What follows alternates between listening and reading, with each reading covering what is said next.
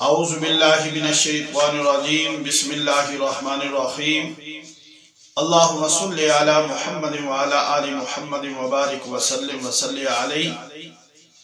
حضرت ابو موسیٰ اشعری رضی اللہ تعالیٰ عنہ سے روایت ہے، نبی کریم صلی اللہ علیہ وآلہ وسلم نے فرمایا، ایک مومن دوسرے مومن کے لیے عمارت کی طرح ہے جس کی ایک اینٹ دوسری اینٹ کو مضبوط رکھتی ہے۔ اور آپ صلی اللہ علیہ وسلم نے اپنی انگلیوں میں تشبیہ کی، یعنی ایک دوسرے میں داخل کی۔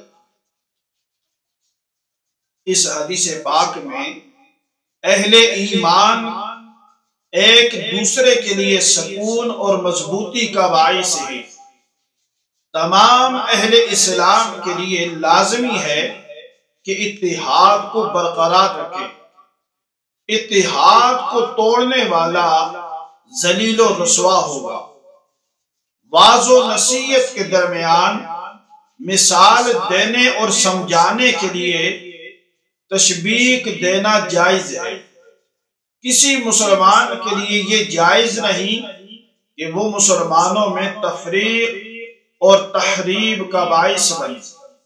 ایک مسلمان دوسرے مسلمان کے لیے دنیا اور آخرت میں معاون اور مددگار ہے۔